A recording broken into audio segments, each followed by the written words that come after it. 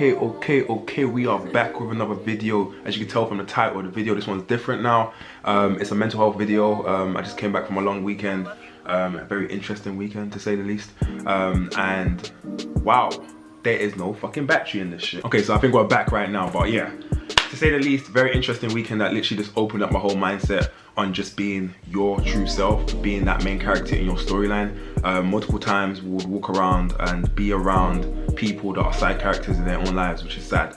But that energy kind of leaks onto us and we don't realize that we're actually side characters in our own lives, making decisions that we don't actually necessarily need in our lives, but we're doing it for the benefit of other people instead of actually just kind of like making those decisions based on ourselves. And we're all kind of like suffering from it. Some people, you just know, you look at them and then it's like, damn, they live life on their own terms. They make decisions on the fly. They make decisions literally just based on how they feel. And sometimes people can think that's chaotic or that's kind of like unplanned, that's risky. But no, that's how you're meant to live life. And like when I started to kind of like unlayer my kind of life and how I've lived from probably the ages of 12 all the way up until now, because I would say 12 because that's when I started really planning shit, like really staying on top of shit, planning money, planning finances, getting money, all that stuff like that. And up until 19, all the way to 25 now, 26. So you kind of look at all the milestones that I've did in my life, and I just realized I've been playing it quite safe and quite calculated. You feel me? People may look at my life and be like, wow, you're quite successful in what you've done. And now I look at it and be like, I've just made very safe decisions.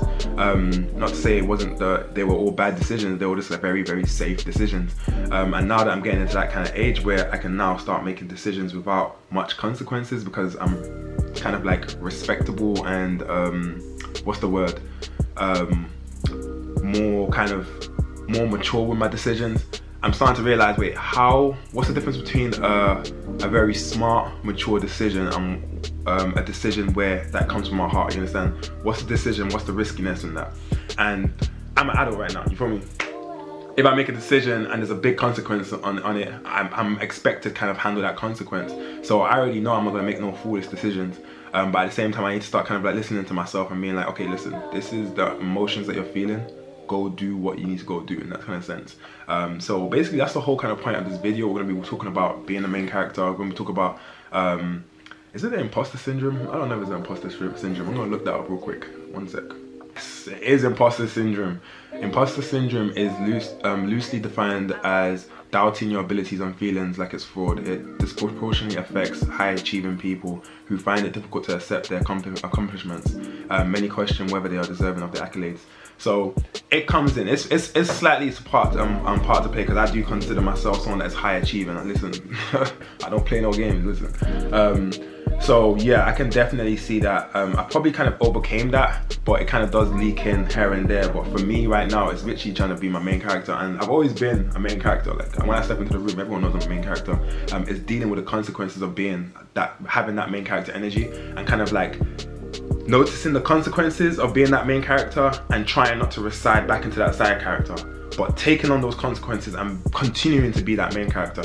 That's my main problem that I need to fix in it. See, what's the first thing we'll talk about in this video? Separate yourself for your own happiness. Ooh, that's a good one. Ooh. Separate yourself from your own happiness. I'm gonna keep this video real short and real niched out and real interesting for you guys. So the reason why I say separate yourself for your own happiness is that we're very attached, especially when it comes to social media. Especially I create content. I put a lot of content out there about my life and stuff like that. So some people have kind of like an idea or perspective about me. When it can either be true or not, you understand? I'm just putting out content for you guys. But at the same time, there's also you guys living that life too, where you're so attached to your social media, or you're so attached to different things, your workplace, your work friends, work outside, family, and you're making decisions based on that instead of making decisions based on your happiness. We just literally kind of followed on that briefly before we got into this. But it's basically that, separate yourself for your own happiness. If there's something that you know that's attached to you that is not giving you happiness, you gotta cut those ties off. Listen, cut them off. They're not worth it at all. The next thing is the importance of having different friendship groups. Now, I never really kind of had to deal with this up until now, because like I've got my two best friends. I got my two best friends. Then I got my boys who I've kind of grown up with, same area, same schools. known them for 12, 15 plus years. Then outside of that, I've got work friends that you meet obviously in different places, people that you still keep on Facebook and stuff like that. Have different friendship groups for different purposes. If you've got my best friends group, that's more kind of like emotional support, like love and affection, you understand? That's that immediate group, you understand? Every other kind of friendship group has to have a purpose. If it doesn't have a purpose, you're just wasting countless time and emotion in that. Especially if it's a situation where you find yourself where you have a friendship group that's just draining from you understand? Or a friendship group that is trying to make you a side character, you understand? Your friendship group should be hyping you up, you understand? To be the main character of your own story, you understand? They shouldn't be telling you to relax on your kind of behaviors and stuff like that and emotions, you understand? They should be hyping you up to be the best version of yourself. So you kind of have to watch that, you know, when you have your different friendship groups. Let's see, I got another one. Oh, I put this one back again. Putting yourself first is a must. I'm gonna continue to say this in the video. Putting yourself first is always going to be a must, because especially for people like me, where we tend to kind of put other people's feelings over our feelings, and we just kind of don't really care. We'll just kind of do it because, I don't know, what people pleasers in a sense. That has to stop. That has to stop. Unless you got kids, you shouldn't be people pleasing anyone, you understand? You should be living life on your own terms. Obviously, interacting with people positively, but you shouldn't be going out of your way to actually kind of make people happy. Hell no, you understand? Put yourself first at all times, because I found myself in multiple situations, especially now in Ireland, and in previous situations across the world, where I would do certain favors and go and bend my back over for other people, just to kind of get a same blanket response, or to get someone appreciate it but not really appreciate the shit I had to kind of jump through to do what I needed to do for that person. And that feeling kind of sucks, you know, because you're not really doing it because of that feeling, but at the same time you're doing it because you want to make that person feel happy or feel well deserved, and you see how they kind of take it, and it's just like, what the hell am I even doing, bro? And when you constantly do that, you start to notice a pattern, you start to notice signs of you just being a people pleaser. Next thing I got on this list is be who you want to be, do what you want to do, live life how you want to live it, and break free from that little cycle that you got, you feel me? And that's basically self-explanatory in itself. For me, how that kind of fits in with me is that there's a lot of the times where I may want to do something, but I'll be like, it might fuck people over, or people might feel a type of way, or there might be conflicting ideas, or maybe some people may see me in a certain type of light, and I will refrain from doing it. Bruh, fuck that shit anymore, man. Listen, do it for you now, man. And that's the mindset I'm going into it. Like, if it's gonna break people's hearts or make people feel the type of way, do it. I don't care. Like, some people make these decisions without even noticing that they're gonna affect other people's lives and interactions. And that's the problem, you understand? We need to kind of have that kind of mindset that you shouldn't really care. Like, obviously don't cause harm to people, but you shouldn't really care. You shouldn't hold back putting yourself first because how other people are gonna feel, or how other people are gonna view you. You understand? Hopefully I kind of understand where I'm coming from. So then we're gonna move on to the importance of finding all of this, tackling all of this bullshit right now, and finding this stuff about yourself now than later. Because boy, I'm 26 years old right now. I've been thinking about these kind of things for the last, 3-4 years of my life. Imagine trying to think about these things and try to navigate your life at the age of 42, 45, realizing that you've had imposter syndrome, or realizing you've been a side character to your life. What? Each and every day I walk past a lot of side characters, and I'm just like, how does it feel? Do you even understand that you're living your life? You're meant to be the main character?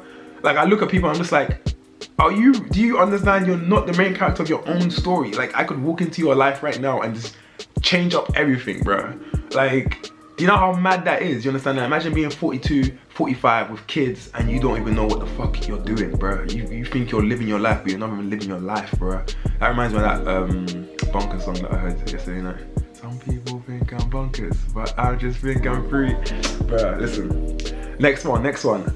Feeling happy when you're really, feeling happy when you're really yourself versus feeling sad when you're not. Like, that's what I got literally when I first got back from this weekend trip, because I realized, wait, hold up.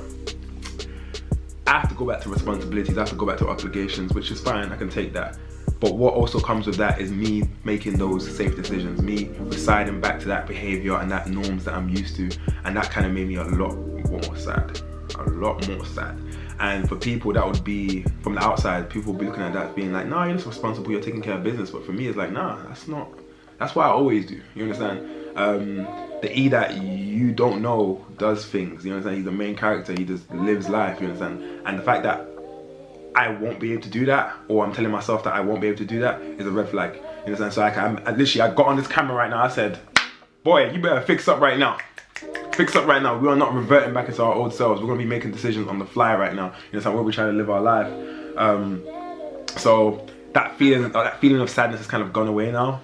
The point is not living a calculated life, not living a lie, or not allowing yourself to do certain things because they may have a calculated risk attached to them. Everything has risk in this life, man. You always hear that phrase where everything attached to it is gonna have risk. If you wanna do this, it's gonna have risk. And a lot of the time we go into a lot of decisions, I go into a lot of decision makings, and I'm just like, okay, what's the risk attached? Oh, it's gonna take this long to pay off this debt. It's gonna take off this long to pay off this mortgage. And I'm just like, oh, I don't wanna do it. But sometimes you just have to just do it. Just go ahead and do it. That's the whole point of living this life, you feel me? And just getting used to do that. So I hope you guys kind of like understood where I was coming on. This was a very, very quick video, and the lighting looks amazing. My hair looks amazing, so I had to come on here and show you guys real quick. To come on here really and just kind of express that. I do want to do more of these mental health videos, but like they literally just come on the fly. Like I can't just plan these videos. Like, you know, you feel me? I've been talking about not planning and not being calculated. With the mental health videos, you really can't plan them because it's just like a wave of emotion that comes in, and you just want to get the camera, put it on, 1, 2, record. You feel me? So hopefully looking to drop more of these when I do get into my insights. And the funny thing is that I'll probably get into these insightful thoughts daily, but it's just that I can't just whip out my camera and start talking. And I'm hoping in the future I can kind of shift over to kind of like daily vlogs, not posting daily, but like my day-to-day vlogs where I can just literally pick up a camera and just like start talking to you guys, man. Like maybe do like a weekly plan out vlog and just put it all, maybe vlog a whole week and put it into one video so you guys can kind of get my whole perspective throughout the whole day and throughout the things that I do during the week. I'll probably bring that on probably in the summer when I get back to London, because right now I would just be in my room. But yeah, keeping this video light, keeping this video short. If you've got any questions about literally the imposter syndrome, or if you have any stories to share, let me know down in the comments. If you have any other questions, I swear, then if you have any other questions, then literally just let me know.